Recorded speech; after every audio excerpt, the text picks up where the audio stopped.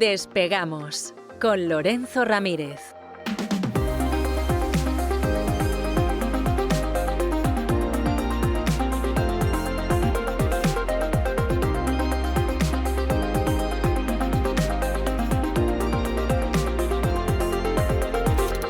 Corremos raudos y veloces hacia nuestro avión, atravesamos el umbral, nos tiramos en plancha sobre los asientos, nos abrochamos los cinturones, despegamos y nos vamos elevando por los aires hasta alcanzar nuestra altura y nuestra velocidad de crucero. A mi lado, don Lorenzo. Don Lorenzo, qué carita tan mala tiene usted. Tiene carita de autónomo ahora mismo. ¿Qué le pasa con lo que dicen que está aumentando el empleo en España? Sobre todo la gente que se coloca en el Estado. Y tiene usted esta carita, ¿no? O sea, pero, hombre, anímese, hombre, que no está usted a 7 grados bajo cero como estoy yo ahora en Washington. Buenas noches, don César. La gente que se coloca en el Estado y la gente que se coloca desde el Estado, que también hay gente que se coloca. Algunos están en la cárcel y otros pues campan a sus anchas y además nos va dando lecciones a todos. La verdad es que lo de ser autónomo es una profesión de riesgo ya en sí misma, lo lleva siendo desde hace mucho tiempo, pero lo de España es absolutamente tremendo. Estamos superando todos los récords. Vamos a hablar, sobre todo en la parte final del programa, quédense, de la situación real de España, aunque en el boletín ya han hablado y han comentado un poco los últimos datos de empleo. Pero hay algunas cifras sobre el tema de los subsidios a mayores de 52 años, el tema de la revalorización de las pensiones que ha sacado el gobierno rápidamente, extrayéndola del decreto ómnibus para intentar, como sea, que salga adelante, para intentar tapar una situación que es absolutamente lamentable, mientras el señor Pedro Sánchez pues estaba viéndole prácticamente justo cuando estábamos conectando, usted y yo, don César, haciendo un discurso para indigentes mentales en el World Government Summit, que es el aquelarre globalista que se celebra todos los años en Dubái, y donde va Sánchez, y esto es muy de Sánchez va allí y le está hablando a un montón de, pues figuras internacionales, algunos jefes de Estado, sobre todo gente allí en Dubái que va a ver si puede hacer algún negociete, empresarios, también gente de medios de comunicación, y él lanza un discurso para los indigentes mentales que viven en España. O sea, se va a Dubái para lanzar el discurso, ¿no?, para los indigentes mentales. Pero eso tiene su lógica, porque en realidad él sabe que en el plano internacional lo que pinta y nada es todo lo mismo. Claro. O sea, es así, y además no nos vamos a engañar, o sea, no es tonto. Pedro Sánchez podrá ser malo, podrá ser amoral, lo que se quiera, pero estúpido no ha sido nunca. Y él sabe perfectamente que en el plano internacional no pinta nada, todo lo hace de cara al consumo interno. Y además, como él sabe que fundamentalmente España es un reino cliente, como decían los emperadores romanos, o sea, él es Herodes, pues entonces él lo que quiere es que le dejen hacer dentro aquello que le mantenga, que le permita seguir en el poder indefinidamente. O sea, él es Herodes el Grande. Y en ese sentido, todo va en clave interna, no pintamos nada afuera, tenemos que llevarnos bien con los que mandan, porque si no, aquí me pueden sustituir a mí, como ha pasado ya en otras ocasiones a lo largo de la historia de España, y entonces yo todo lo que digo, lo digo en clave interna. Coge algún tema, algún topic que dicen, ¿no?, en Estados Unidos, alguna cuestión que esté de actualidad y que además pues forme parte de los entresijos y de los cimientos de la agenda globalista, como en este caso es el control de Internet. Ahora vamos a hablar un poco de los mensajes que ha lanzado Sánchez, y él, pues se pone de alguna manera la bandera del mayor defensor de esa causa, en este caso la protección de los niños. ¿Y cómo va a proteger a los niños Pedro Sánchez? Pues los va a proteger prohibiendo el acceso anónimo a las redes sociales a los menores de 16 años. Sánchez ha anunciado que España va a prohibir acceder a las redes sociales a menores de 16 años. Alguno pensará, de hecho, estaba yo publicando en redes sociales precisamente justo antes de empezar el programa y ya había gente que me contestaba, bueno, ¿qué pasa? ¿Te parece mal? Yo a mis hijos les he prohibido acceder a las redes sociales hasta que tengan 16 años. Ya, pero ¿se lo prohíbe usted? No se lo prohíbe el presidente del gobierno, que es la gran diferencia aquí, ¿no? Y por otra parte, ¿esto qué implica? Esto implica que hay que establecer algún tipo de control de identidad digital para asegurar que el que está entrando a la red social no es un menor de edad. Y esta es la gran clave aquí, es acabar con el anonimato en Internet. Llevamos años diciendo que Sánchez iba a capitanear este proceso. Bueno, pues ahí está. Bueno, pues ahí lo tenemos. Sánchez ha anunciado, vuelvo a repetirlo, España va a prohibir acceder a las redes sociales a los menores de 16 años. Y ya metido en harina... Por cierto, o sea, con menos de 16 años puedes abortar. Eso es. Te pueden castrar o te pueden vaciar para que cambies de sexo, pero no vas a poder acceder a las redes. No sea que leas algún post de don César Vidal, o a lo mejor de don Isaac, o de Lorenzo Ramírez, o a lo mejor, ¿no? Pues quiera acceder al último programa del Despegamos, o de cualquier otra sección de La Voz, o ya no digamos si en un momento dado pues quiere entrar en alguna red social tipo YouTube, no sea que alguien le cuente algo que no quieren. Miren, señores, esto es muy sencillo. Están utilizando a los niños, que esto es la cuestión más diabólica de todo, ¿no? Los niños, que no es que a ellos no les importen los niños, es que llevan protegiendo durante muchos años, y no me refiero solo a Sánchez, sino a las élites, y precisamente durante estos días, con el caso Epstein bien fresco, lo tenemos bien claro, llevan protegiendo y amparando redes de explotación sexual de todo tipo. De niños. En Europa especialmente, porque se está hablando mucho de Estados Unidos, cuidado con Europa. Y ahora Europa que de alguna manera se pone la medalla de ser los primeros que van a hacer ese control en redes sociales, porque esto no es una idea de Pedro Sánchez, es una idea de la Comisión Europea, pues Pedro Sánchez va a este aquelarre globalista de Dubái, que se celebra, pues empieza hoy hasta el 5 de febrero. Lema, construyendo los gobiernos del futuro. Yo creo que con eso ya lo hemos dicho todo. Construyendo los gobiernos del futuro, ¿quién? ¿Ustedes? ¿No? Porque esto es como siempre, ¿no? Bueno, es lo que pretenden, obviamente. Bien. ¿no? Y entonces se saca esto de la manga. Y automáticamente, para que nadie entre a analizar qué tiene que ver esto con la identidad digital, cómo se van a establecer una serie de mecanismos, él dice, no, yo voy a obligar a las plataformas digitales a que establezcan esta serie de mecanismos. Y claro, uno piensa, bueno, pero las plataformas digitales son españolas, no, son fundamentalmente norteamericanas. Y entonces da el siguiente paso, el siguiente salto. Dice, no, es que mi gobierno, cito textualmente, va a trabajar con la fiscalía es tuya, Pedro, para investigar delitos cometidos por Grok, por TikTok e Instagram. Vamos a tener tolerancia cero y vamos a defender nuestra soberanía digital frente a cualquier coerción extranjera. Pero es para indigentes mentales, don César, para indigentes mentales. Esto es para retrasados mentales, por utilizar un término que ahora no está bien visto, pero que era muy habitual en mi infancia. O sea, es que es algo de verdad para ponerse a llorar.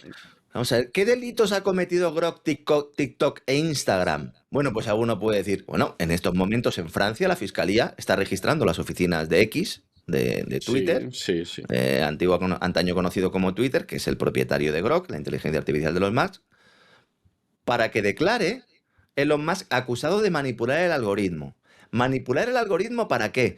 Para favorecer intereses extranjeros, para favorecer injerencias extranjeras, dice concretamente la Fiscalía de París. Pero vamos a ver, si todas las empresas que nos están dando los servicios, no solo a los ciudadanos particulares y a las empresas, sino también a la administración pública española, son extranjeras y están formando una red simbiótica con las agencias de inteligencia de esos países extranjeros, claro que hay una injerencia extranjera. Pero no de Elon Musk, de Apple, de Google y de todas las compañías tecnológicas. Entonces, al mismo tiempo que él dice que va a exigir a esas compañías tecnológicas que establezcan criterios para asegurar la protección de los niños, dice que les va a investigar por delitos. Y al mismo tiempo que vamos a tener soberanía digital. ¿Qué soberanía digital puede tener España? Voy más allá. ¿Qué soberanía digital va a tener Europa? Pero vamos a ver si es que es algo obvio. Es como si usted me dice que las ruedas vienen todas de un lugar X en el globo y que a partir de ahora las ruedas no llegan porque vamos a tener soberanía rodada. Y dices, bueno, ¿soberanía rodada cómo? O sea, ¿qué va a hacer usted? Ese ejemplo que acaba de poner usted, don César, está ocurriendo ahora con los paneles solares. Claro. El mismo. Con las baterías de los coches eléctricos. Exactamente lo mismo. Entonces él lo mezcla todo. Y ya hay, en caliente, ya ha empezado a soltar de las suyas. Otra perla. Las redes sociales se han convertido en un estado fallido. ¿Cómo que las redes sociales se han convertido? España se ha convertido en un estado fallido. ¿Qué redes sociales? A ver, las redes sociales lo que son fundamentalmente... No son un estado, además, no, dicho sea de paso. Y son un reflejo... una evolución del ágora, ¿no? Donde se discutía, donde se hablaba. Podemos analizarlo mucho. En el Gran Reseteo lo hemos hecho. El componente psicológico que implica el relacionarse a través de entornos digitales, etcétera, etcétera. Pero eso es un sitio donde la gente opina y donde comete barbaridades igual que las cometen en las calles. ¿Que hay que perseguir ese tipo de delitos? Claro que hay que perseguirlos. ¿Los está persiguiendo la Fiscalía? No. No los está persiguiendo. Y le está hablando una persona a la cual le suplantan la identidad todos los días para pedirle dinero a la gente. Hay un montón de personas que hacen perfiles falsos en redes sociales y que se presentan como Lorenzo Ramírez y le piden dinero a la gente. He ido a denunciar a la Guardia Civil 5, 6, 7, 8 veces. Ya me han dicho, oye, mira, deja de venir. Deja de venir porque es que esto no lo vamos a investigar. No lo investigamos. Cuando algún tipo de delito se ha cometido, y estoy hablando en primera persona, no estoy hablando de... Me he dirigido a la propia red social, lo he tenido que gestionar a través de la red social. Es decir, esos mecanismos que nos pueden gustar más o menos, que pueden ser más o menos eficientes, existen. Entonces, ¿qué nos estás contando, Pedro Sánchez? Mire, ahora que dice usted lo de la policía, allá por los años 90, usted es muy joven, pero ya en los años 90 no llevaba pantalones cortos, seguramente, salvo en La verano. guitarra la tenía colgada ya casi seguro, sí. Bueno, allá en los años 90 hubo un programa en Televisión Española que tuvo un éxito enorme, que presentaba Paco Lobatón, Sí. que se llamaba ¿Quién sabe dónde? ¿Quién sabe dónde? Exacto. Donde efectivamente llegaba alguien y decía, no he vuelto a ver a mi mujer. Sí, sí. Dijo que se iba con unas amigas, desapareció, han pasado 10 años. Mi hijo Manolín desapareció un día, no lo hemos vuelto a ver. Mi marido dijo que se iba por tabaco, todavía lo estoy esperando. Y Paco Lobatón lo encontraba, o sea, hacía un llamamiento a la gente y en muchísimos casos los encontraban en el quién sabe dónde. Bueno, en cierta ocasión, hablando con un amigo juez en aquel entonces, que en paz descanse porque falleció recientemente, le comento, digo, ¿cómo te explicas esto de Paco Lobatón, que encuentren a la gente y sin embargo la policía no los encuentra? Y me responde, lacónicamente, es que no lo buscan. Digo, ¿pero qué me estás diciendo? ¿Que tú vas a denunciar la desaparición de tu marido, de tu mujer, de un hijo, etcétera, a la policía y no sirve de nada? Dice, no sirve de nada, no los buscan. Que no los buscan. Dice, si a lo mejor se da la circunstancia de que en un momento determinado aparece un cadáver en Motilla del Palancar y de pronto a alguien se le ocurre, porque lleva carnet de identidad, si no tampoco creas que se ponen a identificarlo, de pronto alguien dice, oye, a ver de dónde viene este, bueno, pues a lo mejor se meten en el ordenador y entonces encuentran que este hombre le lleva buscando la mujer desde hace 25 años. Tiene que sonar la flauta, ¿no? Pero tiene que ser algo así. Dices que no los buscan. Y le estoy hablando a usted de una época en que aquello funcionaba bastante mejor que ahora. Estamos hablando de los años 90. Pues a estas alturas y con una distancia de más de 30 años, vamos, ¿qué nos van a contar? O sea, es que es lo que hay. Además, el delito actualmente que se comete en las redes sociales no se persigue. O si se persigue, bueno, pues se persigue de aquella manera. Y el delito que no existe, que es el delito de opinión, es el que quieres perseguir. Y además, quieres hacer responsables a los consejeros delegados de estas empresas porque como tú estás metido en una batalla, Pedro Sánchez, para presentarte ante el mundo como el anti-Donald Trump, pues claro, si te pones en contra de las grandes tecnológicas norteamericanas, bueno, pues te sirve para hacer tu propaganda. Y entonces dice, los consejeros delegados de las plataformas tendrán responsabilidades penales. Los gobiernos tenemos que dejar de mirar a otro lado ante contenidos tóxicos. Vamos a ver, el gobierno, y en concreto el español, es el mayor emisor de contenido tóxico que hay. Fíjense lo que estoy diciendo. Y además sin temor a equivocarme, no tengo ninguna duda. Tras años de haber trabajado de periodista, de haber visto notas de prensa, de haber ido a reuniones, bueno, a las ruedas de prensa después de los consejos de ministros, hay cientos y cientos y cientos. No hay ningún emisor mayor de contenido tóxico que el gobierno de España en estos momentos. Sí. Entonces, ¿cómo que mirar a otro lado, no? Es tremendo. Y entonces ya se saca la idea esta de la tecnocasta, que ya lo ha utilizado Pedro Sánchez en alguna ocasión. No es que nosotros estamos contra la tecnocasta. Vamos a ver, si estás contra la tecnocasta, Pedro Sánchez, ¿por qué tus administraciones públicas, tus ministerios, los ayuntamientos del PSOE y Radio Televisión Pública Española están contratando servicios de estas grandes tecnológicas? ¿Por qué? No, hombre, es que no hay otras, es que son las que hacen el trabajo bien. Pues entonces, ¿qué nos estás contando? ¿Por qué Radio Televisión Española contrata los servicios de Elon Musk? Mientras estás diciendo que es un tipo que ataca la democracia. El otro día le ponía un mensaje, ¿no? La humanidad no puede esperar, y lo escribió mal. Porque humanidad es mankind, no es humanity. Sí. Es mankind, cuando te refieres a toda la especie humana, a toda la humanidad. ¿Eh? Y ahora nos sacas que bueno, te pero preocupan... no pretenderá usted también que las redacciones de los medios de comunicación en España sepan inglés. No, si es que en este caso fue el propio Pedro Sánchez, que yo creo que es el único tuit aquel día que publicó él, que se vino arriba y dijo, se va a enterar Elon. Bueno, va a enterar de lo que vale por otro, y Pedro Sánchez sí sabe inglés, ¿eh? A diferencia de Rajoy, de Aznar, de Felipe González, de Suárez, etcétera, él sabe inglés y se maneja muy bien, con mucha soltura. Practicaba en el centro Kennedy, ahí lo practicaba estupendamente. Luego ya con Larry Fink, cuando iba a Estados Unidos. Vamos a ver, hay un objetivo final y no entren en la guerra de trincheras, de verdad, huyan de las siglas. Hay un objetivo para que naveguemos por la red con el documento de identidad digital en la frente, insertado en nuestros dispositivos, para que quede constancia de lo que hace cada uno. Pero no solo para controlar la actividad, sino también para alimentar las bases de datos que son indispensables para el desarrollo de la inteligencia artificial de esta tecnocasta que Sánchez dice perseguir. Esto es un favor el que se le hace a la tecnocasta, como dice Sánchez. Uno de los mayores impulsores del fin del anonimato en el acceso a las redes sociales ha sido Elon Musk. Si es que la idea no es de Sánchez. Y al final, como yo suelo decir, nuestros amigos de cesarvidal.tv, que son suscriptores premium, lo saben, vivimos en una granja humana digital en la que todos los días entregamos nuestra leche, nuestra lana, nuestros huevos, además en algunos casos literalmente a los amos, y finalmente acabamos en el matadero.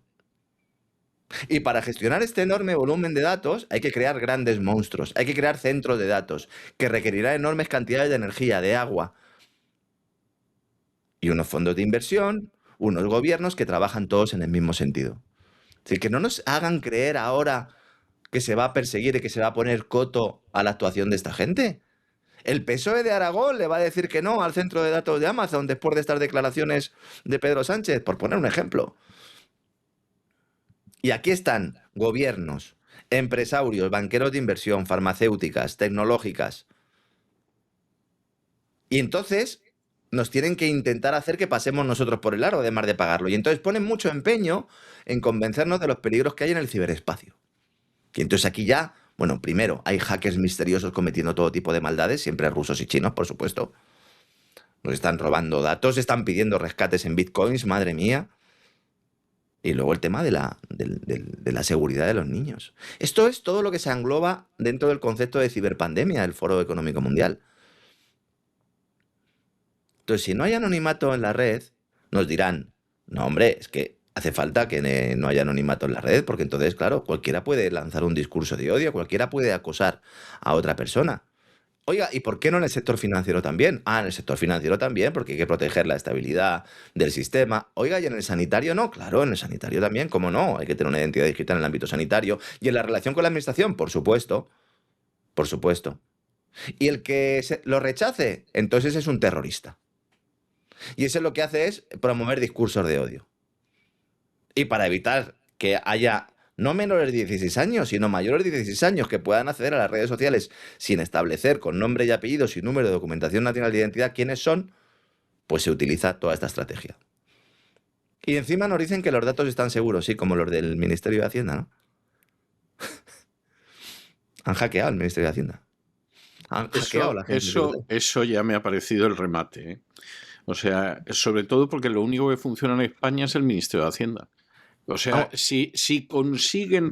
O sea, vamos, ni el CNI, ni la Guardia Civil, ni la Policía Nacional, ni el Cuerpo Diplomático, ni nada. O sea, si han conseguido entrar en la agencia tributaria, es que España es un Estado fallido. Se ha expuesto datos personales, bancarios y fiscales de 47 millones de personas. Muy bien, estupendo. Estupendo. Son víctimas, o sea, que en última instancia les importará un pimiento, porque por regla general a esta gente las víctimas no les importan nada.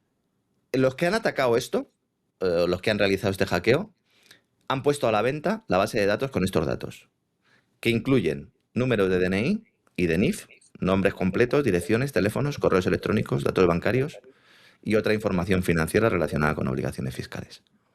Preguntado el Ministerio de Hacienda, oiga, ¿y esto? Dice, no, estamos trabajando para descartar que haya sido un ciberataque de alguna potencia extranjera. No, para lo que tenéis que estar trabajando es para recuperar esos datos. Además que es que la alerta ha sido lanzada por una firma de ciberseguridad precisamente en la red social X, donde nos hemos enterado de todo lo que estaba pasando. Y entonces al llamar a Hacienda dicen, pues sí, es verdad. Protección de datos, ¿no? Este sí que es un chiste, protección de datos. Eso sí que es un chiste, efectivamente, sí. Y mientras tanto, la Tecnocasta, que evidentemente se ha despeinado lo más mínimo con todo esto. En estos momentos SpaceX, la gran empresa de Elon Musk, negociando una fusión con el Departamento de Inteligencia Artificial de X, con XAI, para fundar un solo imperio.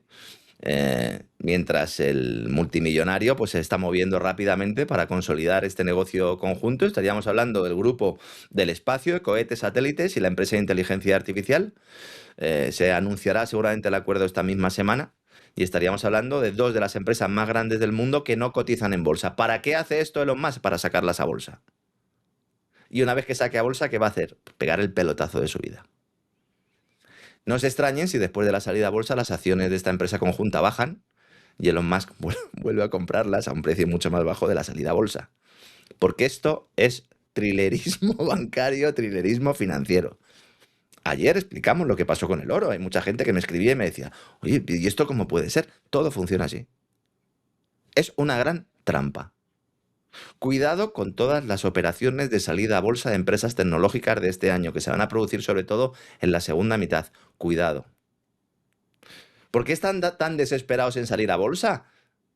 Porque necesitan vender cuando todavía hay hype, cuando todavía la burbuja está inflándose y no ha estallado. SpaceX iba a salir a bolsa en diciembre con una valoración de 800.000 millones de dólares.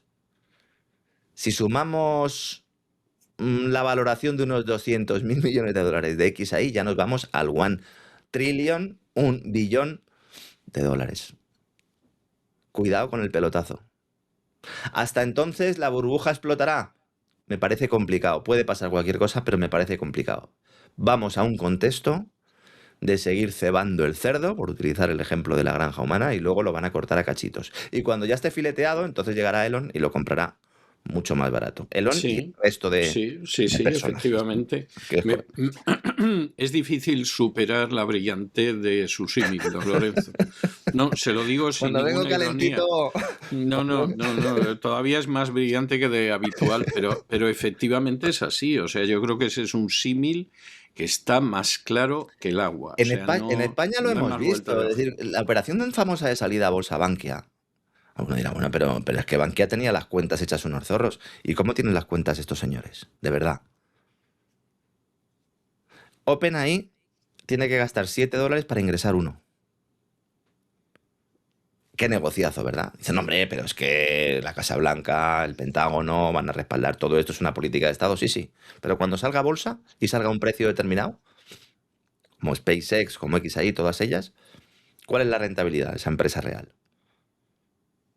Porque tú sales, dices, oiga, cada acción me lo invento, sale a $40 la acción, muy bien. Ah, pues esto es estupendo. Lo compras a $40 y luego salen corriendo, va a $20 y los que te lo vendieron a 40 te lo compran a ti a 20 y tienen un 2x1 y tú te quedas pues compuesto y sin novia y sin las acciones en concreto de la empresa.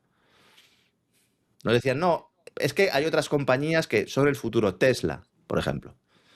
Las ventas de Tesla se están hundiendo. Sí. En Francia han caído un 42%. Francia es el tercer mercado más grande de matriculación de vehículos eléctricos de Europa, ¿eh? Y ahí se han hundido un 40%. En enero Tesla vendió menos vehículos que las marcas Cupra de Volkswagen o el Jeep de Stellantis. En Noruega, que es otro de los países que ha apostado, ¿verdad?, por el vehículo eléctrico, cometieron el error de cambiar buena parte del parque de autobuses de Oslo.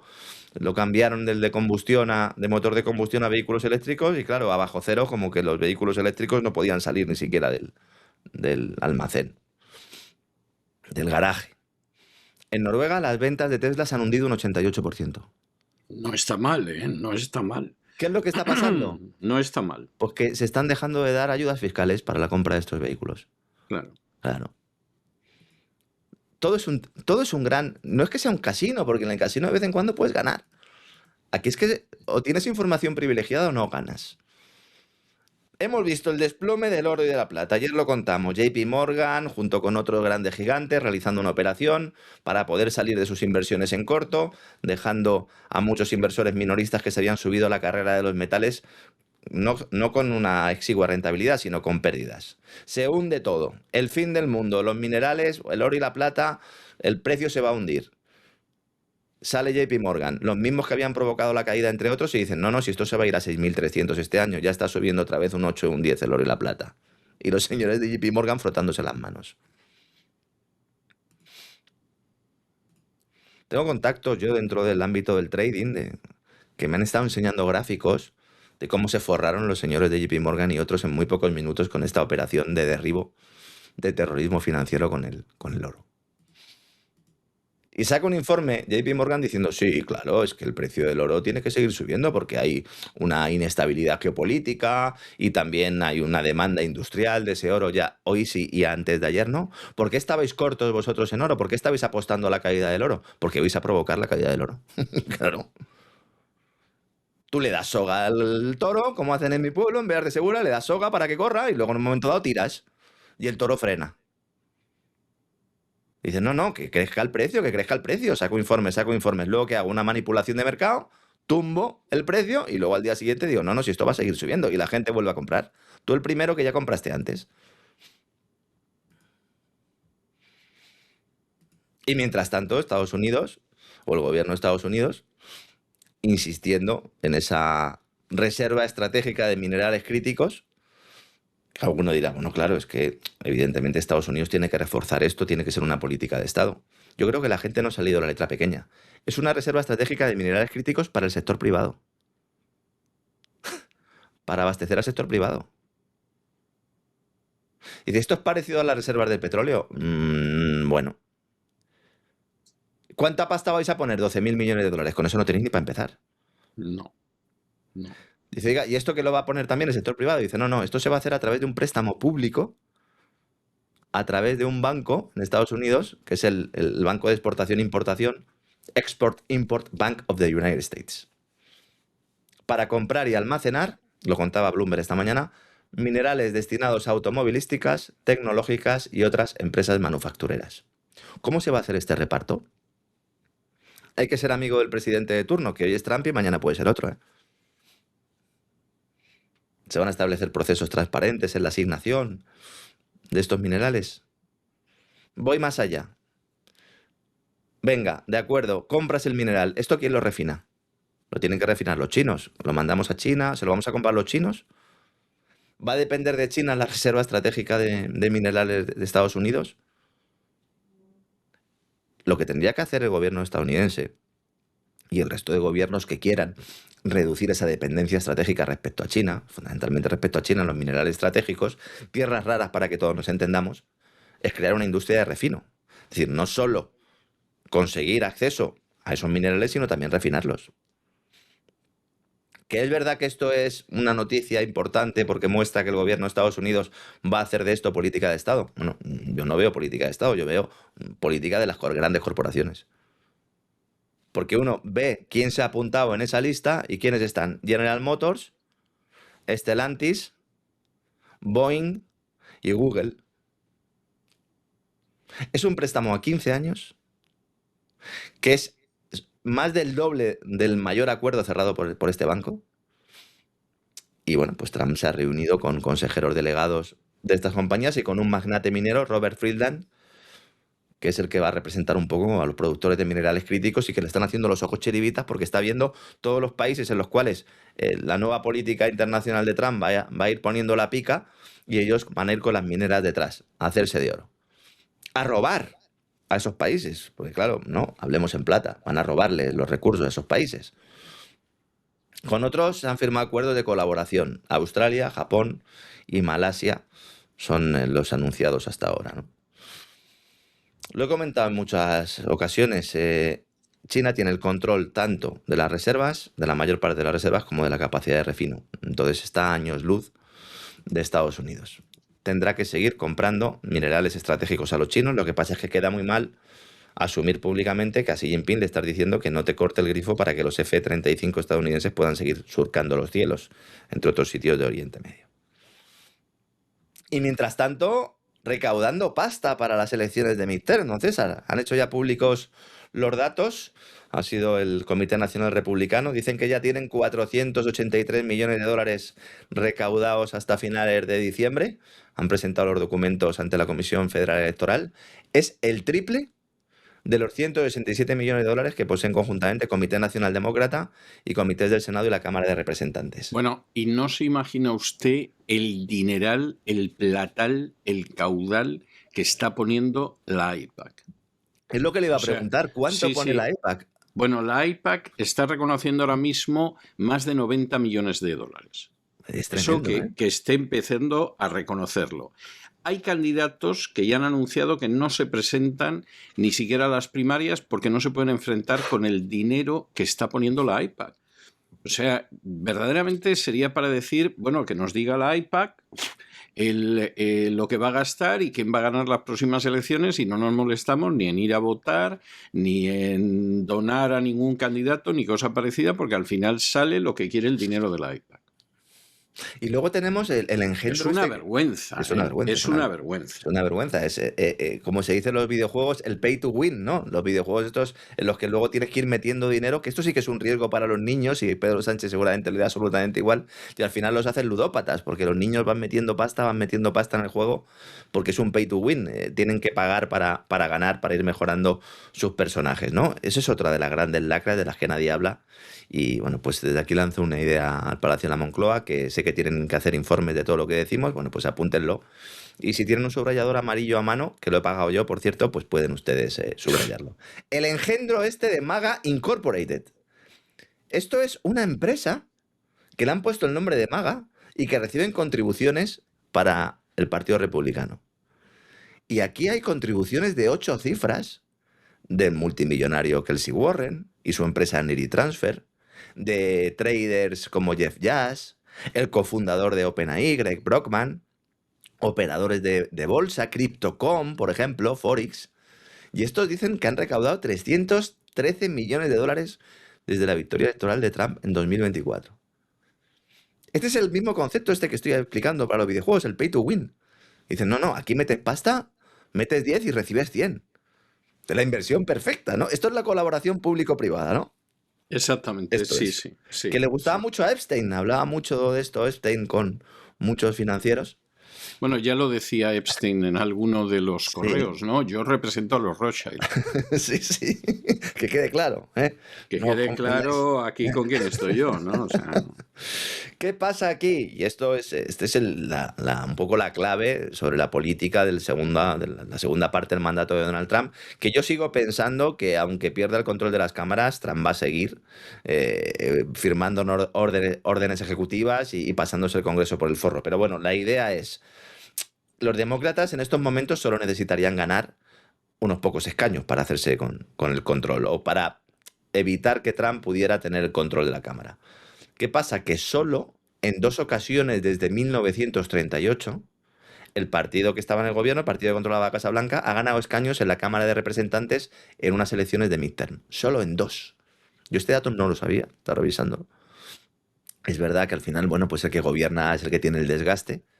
Alguno pensará, pues Pedro Sánchez no. Bueno, pues esto no lo tenemos que hacer mirar los españoles, a lo mejor, ¿no? Durante la primera presidencia de Trump, en las elecciones de midterm, los republicanos perdieron 40 escaños. En las 2 elecciones de mitad de mandato que tuvieron lugar durante la presidencia de Obama, en 2010 y 2014, los republicanos ganaron 63 y 13 respectivamente. Claro, como estamos a un puñado de escaños, muy bien lo tendría que hacer este partido republicano, el propio Donald Trump, para ir recibiendo apoyos.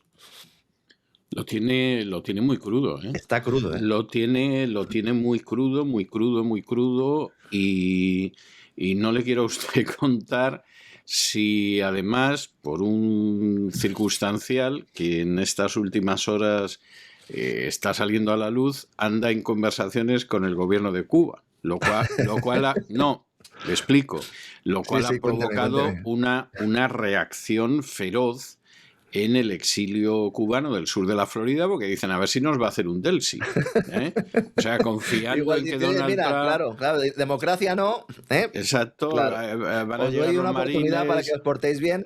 Van a llegar los marines y secuestrar a Díaz-Canel, y en vez de llegar los marines, secuestrar a Díaz-Canel y meter a, supongo que centenares de miles de personas en la cárcel, porque claro, allí trabaja para el Estado pues casi todo el mundo, pues resulta que no, que nos van a hacer un Delsi. Y como realmente acaben sospechando que les van a hacer un Delsi, es que se puede el Partido Republicano hasta pegarse el guarrazo. Claro, por el voto Florida, hispano, ¿no? Claro. Por el voto cubano. El voto hispano ya lo tienen muy mal, porque en contra de lo que piensa la gente, bueno, vamos a ver, en España hay un desconocimiento muy profundo de Estados Unidos. Pero luego, cuando hablan de los hispanos, generalmente se fijan sobre todo en Miami, porque es verdad que hacen mucho ruido, pero no se dan cuenta de que el 70% de los hispanos en Estados Unidos son mexicanos. Es decir, el hispano en Estados Unidos es mexicano. Y luego hay un 30% de esos hispanos que sí, los cubanos son fuertes en el sur de la Florida, y luego pues hay venezolanos, hay argentinos, hay bolivianos, hay nicaragüenses, y incluso si alguno los quiere incluir, hay hasta españoles. Pero el voto hispano fundamentalmente es el voto mexicano. Y evidentemente esta gente no está nada contenta con la política de inmigración de Donald Trump. O sea, esto es algo que está más claro que el agua. Y esta gente, en un porcentaje muy alto, no va a votar a Donald Trump. Y no lo va a votar porque aspira a traerse a un primo, a traerse a una tía o a traerse a un cuñado de México. Y evidentemente la política de Donald Trump en estos momentos lo pone muy difícil. No le digo ya los que pertenezcan a alguno de esos países que han paralizado ahora mismo el proceso de regularización, como es la misma Cuba, pero es también Nicaragua y otros países. Entonces, realmente Donald Trump las elecciones de midterm las tiene muy mal. Entre la desilusión del movimiento MAGA, que es creciente, y dentro del movimiento MAGA las revelaciones de Epstein, bueno, están provocando alaridos, y ya no solamente contra Trump, sino contra los lobbies sionistas en el legislativo, que es decir, el legislativo. O sea, eso está creando un malestar. Y además, por su parte, como decía usted, don César, perdone que le interrumpa, con una IPAC que en lugar de esconderse dice, sí, les estamos pagando nosotros. Exactamente, les estamos pagando más. Y luego con gente que está saliendo, legisladores, diciendo que, bueno, que la primera finalidad de presentarse a estas elecciones es defender a Israel. Y entonces es para decir, oiga, pero vamos a ver, estamos eligiendo congresistas, estamos eligiendo senadores para que su primera finalidad sea defender a una potencia extranjera que encima tenía organizado una red de tráfico sexual, de prostitución, de violación y de chantaje en este país, y no tenemos la menor garantía de que esa red no siga funcionando.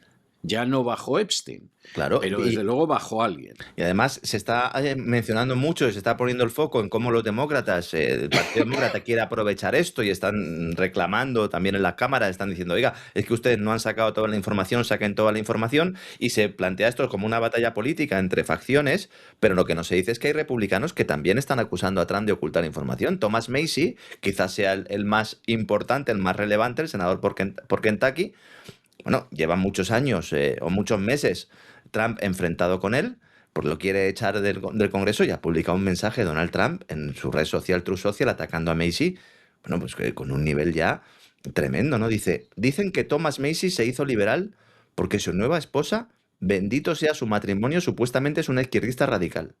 Esta nueva unión fue tan rápida que quizás no sabía en qué se metía, pero aún así es un republicano terrible y poco fiable. Quizás un republicano o incluso peor. Vamos a ver, Massie es una de las pocas voces decentes que hay ahora mismo en el legislativo de este país. O sea, Macy y Marjorie Taylor Greene, que le quedan unas semanas porque no se va a presentar a la reelección.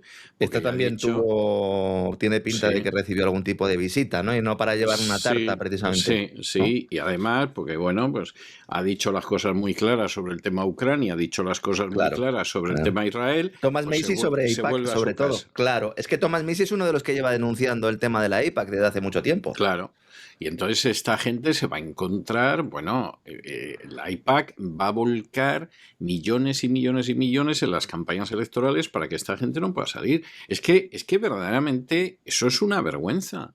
Y que además ya cada vez vaya más a calzón quitado, pues es que es vergonzoso. Que es el presidente publicando en su cuenta de su red social un mensaje en el que, además de referirse a Macy en estos términos, acaba diciendo: Thomas Macy es un desastre total, debemos asegurarnos de que pierda, y por mucho. Y diga, pero si usted es de tu partido, dice, ya. Y es de tu partido, claro, sí, ya, pero dice cosas sobre Israel, y al final el que paga manda, o sea, esta es la historia. Y como en los propios documentos de Epstein dice que Donald Trump está comprometido con Israel, cosa que yo personalmente no albergo la menor duda, vamos, no hay nada más que ver sus decisiones en política exterior, pues evidentemente Macy, aunque sea un compañero de partido, tiene que perder, y además tiene que perder de tal manera que salga de la vida política y no pueda regresar jamás. Y esto encima te lo dicen, porque ya sería grave que lo hablen en los pasillos, en los conventículos, etcétera. Pero que encima te lo digan y blasonen de ello, pero vamos, una visión bastante clara de la degeneración a la que ha llegado la política en Estados Unidos. Y luego, en el plano internacional, siguiendo con la estrategia, anuncia un acuerdo comercial con la India. Que este es un acuerdo comercial que se ha retrasado mucho, lo hemos venido contando sobre todo a finales del año pasado, que la idea de, sobre todo, Scott Bessent y del propio Donald Trump era cerrar un acuerdo tanto con India como con Japón en materia comercial. Los dos se aplazaron muchísimo. El de India llega días después de que también pues haya alcanzado el gobierno de Modi un acuerdo con la propia Europa. Y entonces los titulares que nos están vendiendo son: Trump anuncia el acuerdo comercial con India, y entonces nos dicen: Nueva Delhi dejará de comprar petróleo ruso a cambio de menos aranceles. Van a sustituir el crudo de Rusia por el de Venezuela. Pero vamos a ver. Vamos a parar un momento.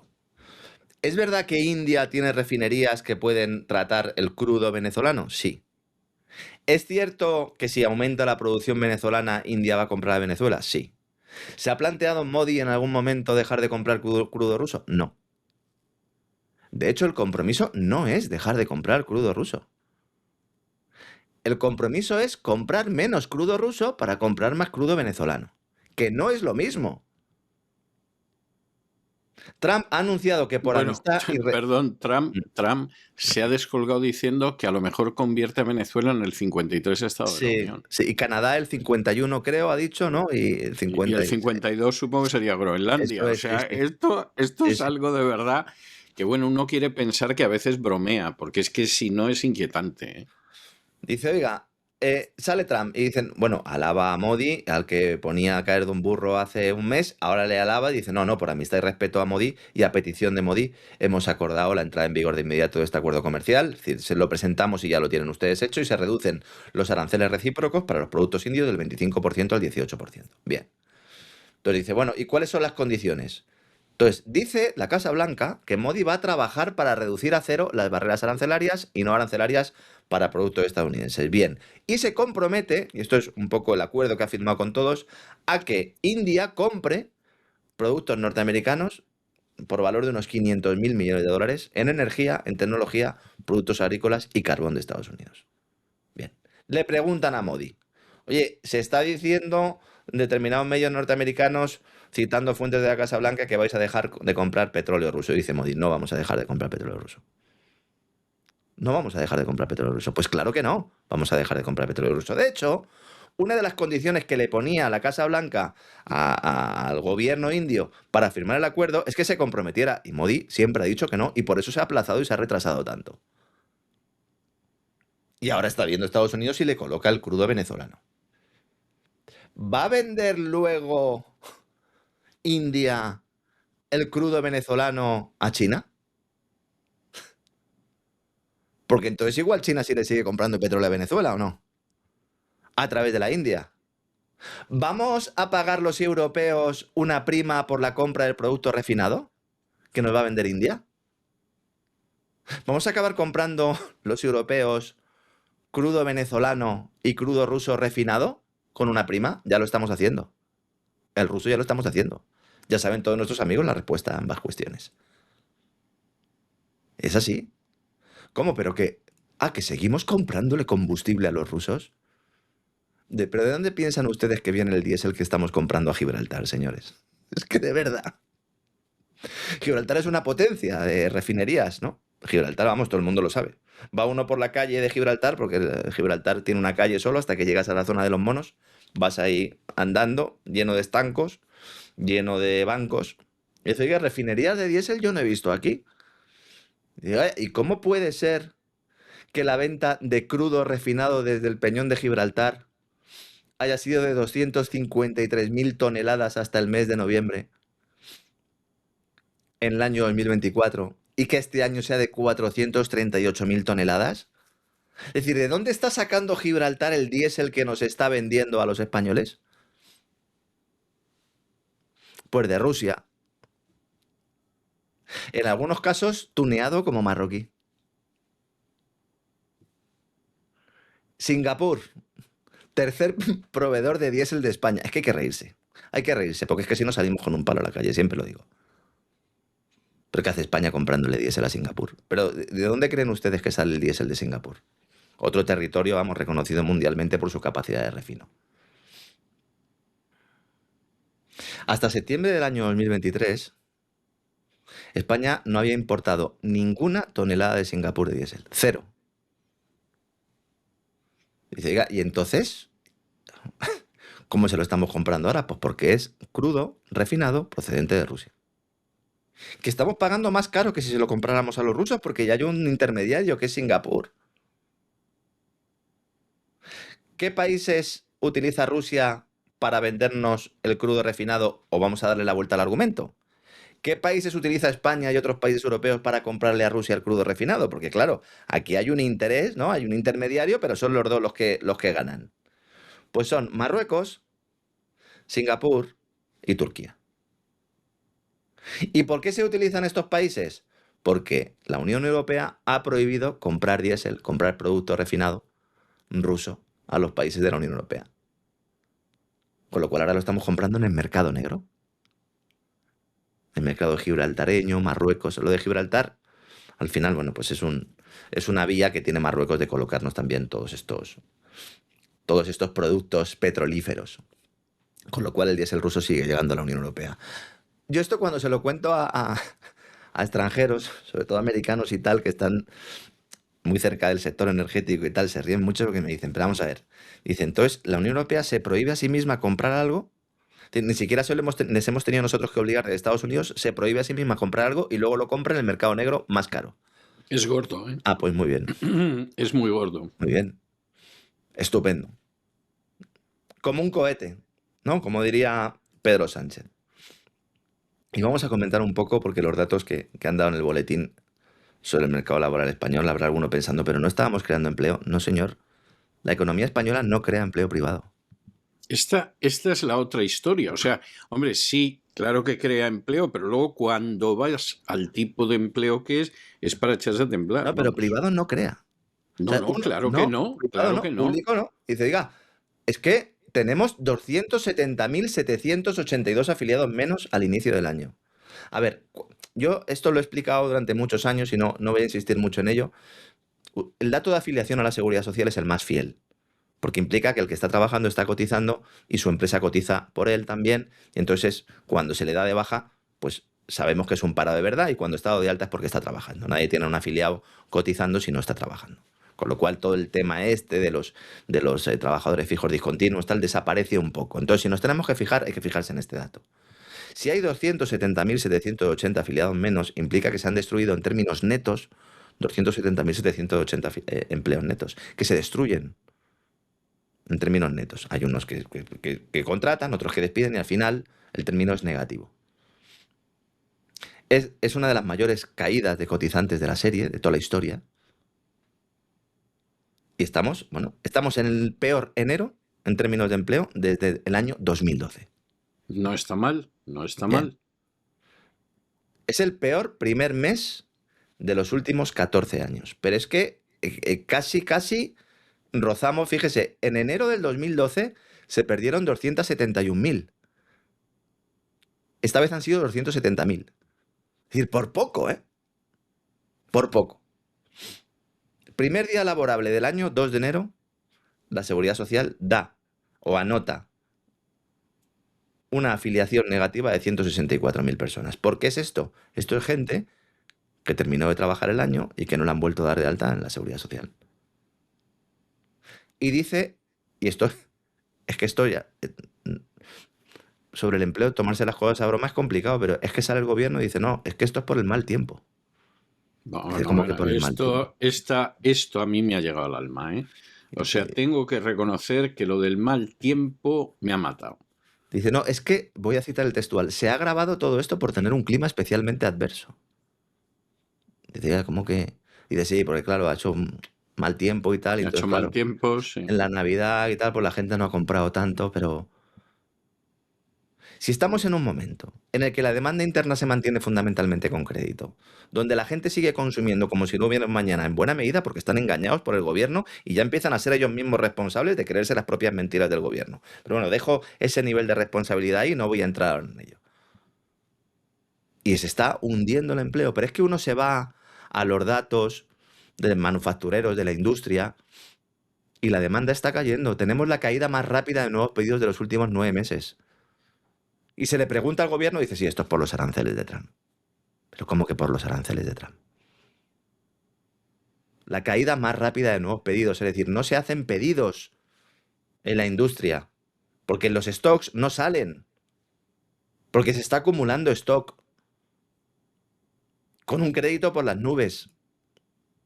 El crédito a las familias en España ha registrado la mayor subida desde el año 2008. Yo ya no sé qué más señales exponer aquí para mostrar realmente la distancia que hay entre lo que nos está contando don Pedro y lo que está sucediendo en el país.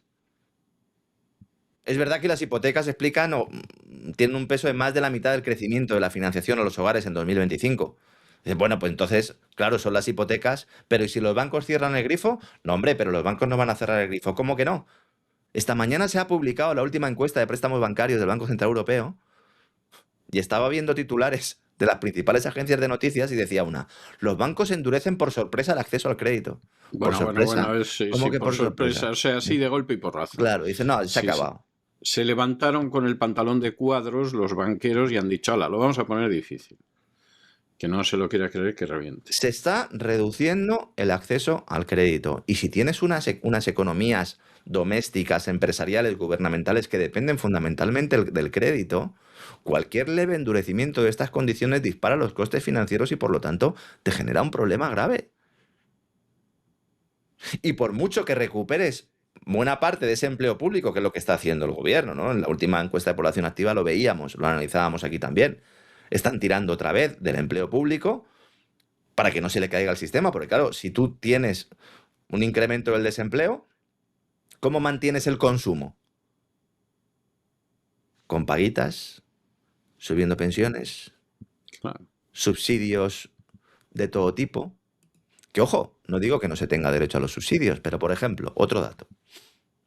En estos momentos estamos en el nivel más alto de la historia de beneficiarios del subsidio de mayores de 52 años. Estamos hablando de más de 500.000 de personas al mes. Y además, según está montado el sistema, si dejas que cotice el Estado por ti, te compensa más no trabajar y aguantar ya hasta que llegara la jubilación. En muchos casos. Hay un montón de vídeos en las redes sociales explicándole a la gente qué hacer. No al marroquí que va a venir, o al de Ghana, o al de Nigeria, que pasado mañana a lo mejor se juega la vida viniendo. No. O le paga la mafia los 5.000, los 10.000 euros. No. Personas que están en su casa, que tienen más de 52 años y que les está explicando cómo no trabajar más. ¿Hay medidas que se puedan realizar para impulsar el empleo privado en este contexto? Sí, también hay medidas para castigar aún más el empleo privado. ¿Cuáles son las que adopta el gobierno? Las segundas. Y entonces sale Yolanda Díaz, más tradicional subconsciente. La estoy viendo aquí por el rabillo del ojo con esa blusa y ese pelo y me estoy poniendo enfermo. Y dice, nuevo acuerdo para subir el salario mínimo. 1.220 euros en 14 pagas. Me parece muy mal. ¿Por qué no lo subes a 5.000? Ponlo en 5.000. Y entonces ya ni escudo social, ni gaitas. Dice, no, 1.221 euros en 14 pagas. 518 euros más al año. Importante, nos dice Yolanda. Además, como habla ella, ¿no? Que parece un personaje de Barrio Sésamo, ¿no? Porque piensa que somos imbéciles y, como siempre digo, a lo mejor es que tenemos que empezar a plantearnos que lo somos. Nos dice, cuidado, los complementos salariales no pueden ser absorbidos, ¿eh? Vamos a ver, estos señores son promotores de economía sumergida. Y benefician a las grandes compañías que pueden tranquilamente subir el salario mínimo. De hecho, muchas de estas compañías, el salario mínimo que tienen está por debajo del que está poniendo el gobierno, con lo cual les da igual, es decir, a Iberdrola, a Repsol, a la tecnocasta, como la llamaría Pedro Sánchez, todo esto les da igual el salario mínimo. Pero al pobre autónomo que tenga 2 empleados, al pobre que tenga una explotación agrícola que todavía no le hayan arrancado los olivos para poner paneles solares o para poner aerogeneradores, o al que tenga una zapatería que está intentando luchar como sea contra las grandes cadenas de distribución, pues a este le clavas. Los costes laborales de un empleado con el salario mínimo, los costes laborales, lo que pagas en impuesto por trabajar, en los últimos 5 años han subido 5.000 euros. En los últimos 8 años han subido 9.000 euros. En estos momentos, una persona que quiera contratar a un trabajador y pagarle el salario mínimo, miren, voy a poner otro ejemplo claro para que la gente lo vea, ¿no? Pues no sé, uno tiene una ferretería a lo mejor. Y entonces pues tiene una ferretería y ya pues está haciendo un poco mayor y necesita algo de ayuda en esa ferretería. No porque tenga un buen negocio, sino simplemente porque ya necesita uno algo de ayuda y se niega a cerrar esa ferretería. Y dice, bueno, voy a contratar a una persona que pueda enseñarle yo el oficio. Antes esto se hacía con un aprendiz, medio trabajaba gratis, no, ahora le voy a pagar el salario mínimo. Bien. A la Seguridad Social, este ferretero le tiene que pagar cada mes por el nuevo trabajador 1.900 pavos, 1.900 euros. Solo la Seguridad Social. Más luego lo que le pague el salario mínimo al trabajador de la ferretería. Ya me dirá usted, don César, cómo se puede mantener empleo para aquel autónomo con un trabajador que facture menos de 12.000 euros al mes. Efectivamente. Alguno dirá, esto es mucho, son 500 euros cada día laborable. Sí, es una barbaridad. Es una barbaridad. Tienes que facturar al menos 500 euros cada día para que te salga a cuenta contratar a un trabajador pagándole el salario mínimo interprofesional y no ganar nada. Siga, el autoempleo entonces me lo cargo también. ¿Y entonces qué es lo que le queda al gobierno? No, pues vamos a garantizarnos los votos de las pensionistas. Así que subida de pensiones. Y lo tenían todo metido en un paquetito, ese famoso decreto ómnibus, que claro, ahí estaba la batalla política y entonces ha dicho el gobierno, ha dicho Félix Bolaños, ha dicho Pedro Sánchez, no, vamos a hacer una cosa. Separamos lo de las pensiones porque originalmente era meter las pensiones para obligar a todos a votar a favor. ¿A votar a favor de qué? Pues ya de todo lo que quiere el gobierno, el mal llamado escudo social, el tema de los desahucios, medidas antidesahucios, no para promover el desahucio, sino para evitar el desahucio. Entonces, le salió mal la trampa porque la oposición votó en contra, incluso partidos que habían respaldado a Sánchez, y entonces lo han sacado ya. Y bueno, pues ahora separan el decreto. Uno con estas medidas, como digo, y otro para las pensiones. ¿Para qué? Para que los pensionistas vean cómo reciben la cartita diciendo que les han incrementado la pensión. Y de esa manera, pues, lograr unos votos imprescindibles que junto con el de determinada población, inmigrantes, etcétera, etcétera, y los que están viviendo de la casta, pues puedan seguir manteniendo el gobierno de turno. Y encima nos dicen que esto es sostenible, ¿verdad? Si es algo esto, es insostenible. No, es totalmente insostenible, claro. Pero es una manera de revertir las encuestas verdaderamente espectacular. Claro. Que esto es lo que algunos se niegan a ver. O sea, dice, bueno, no lo quieren ver. ¿Qué no cae? ¿Por qué no cae esto? Porque hay una barra libre de liquidez que se está manteniendo, pero cuidado porque cualquier día nos dirán, el Banco Central Europeo reduce por sorpresa la barra de liquidez a los tesoros europeos. En estos momentos, incertidumbre total, crisis absoluta, rentabilidad de los bonos disparándose, por lo tanto el precio cayendo, crisis en el mercado en el mal llamado de renta fija, se ha alcanzado la mayor emisión de la historia de deuda. La mayor. O sea, en el peor momento, en teoría, está saliendo todo el mundo a conseguir financiación. Más del 40% de todos los nuevos bonos adjudicados son deuda de gobiernos. Y de bancos el 35%. Y el resto, bonos corporativos. Sobre todo empresas tecnológicas que se tienen que endeudar porque no son rentables. La burbuja tecnológica, la burbuja bursátil, se termina siempre trasladando al mercado de deuda. Y cuando el mercado de deuda, mercado es una entelequia, pero bueno, cuando el intercambio de bonos, de activos de renta fija, mal llamada renta fija, se ve afectado, se genera un pánico y los intereses se disparan. Y cuando esos intereses se disparan y el valor de los bonos cae, tienes una crisis bancaria, una crisis financiera. Y cuando se produce dicen, ¿y cómo ha podido ser esto? Si no se podía saber, si lo extraño no es que suceda una crisis de este tipo. Lo realmente extraño, y por lo que son verdaderos alquimistas y brujos y terroristas financieros, es porque alargan la situación para que todavía no se produzca. Pero si tú estás en un edificio que tiene todos los cimientos infestados de termitas, o estás intentando hacer un pino puente sobre un queso gruyère, pues si luego te caes, o si luego se cae el edificio, o si se destruye la superficie en la que estás, pues no puedes decir, oiga, es que esto no se podía saber. Claro que se podía saber. A mí me hace mucha gracia la gente que dice, no, claro, es que luego al final no pasa nada, ¿no? ¿Cómo que no pasa nada? Miren su poder adquisitivo, miren los impuestos que están pagando, miren lo que les cuesta el material escolar de los hijos, vestirse, etcétera, etcétera, en un contexto además en el que cada vez deberíamos ir a un entorno cada vez menos inflacionario, donde cada vez es más fácil conseguir productos del exterior, donde tendríamos que tener, bueno, pues un estado económico, sobre todo de finanzas, estable y prácticamente asegurado, y es básicamente todo lo contrario. Y los primeros, que son los encargados de proteger el sistema, son los que están con la bandera blanca, intentando captar todo lo que puedan antes de que llegue ese crash, esa crisis. Y luego después de ese crash, después de esa crisis, volverá a suceder exactamente lo mismo, don César. Y otra vez volveremos a crecer y otra vez se volverán a generar burbujas especulativas. Entonces, ¿el secreto cuál es? Pues tener suficiente información para poder saltar antes de que la ola caiga, ¿no? ¿La tenemos nosotros? Desde luego que no. Hay verdaderos profesionales de todo esto porque, entre otras cosas, para tener esa información tienes que tener acceso directo a unas cañerías y a unas cloacas en las cuales pues, nosotros no estamos dispuestos a chapotear, aunque de vez en cuando nos acerquemos a ellas y les contemos a nuestros amigos, al menos, de qué color y de qué densidad son esas aguas.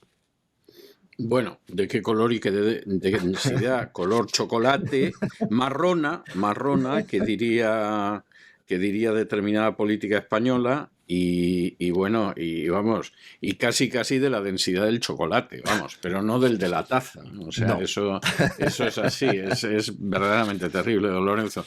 En fin, vaya semana que llevamos y solo estamos a martes. Las cosas me decía ayer mi hijo, se me estaba pasando muy lenta la semana. Digo, hombre, hijo, es que el lunes, o sea, me lo decía ayer, ¿no? Digo, hombre, es que el lunes tranquilo, ¿no?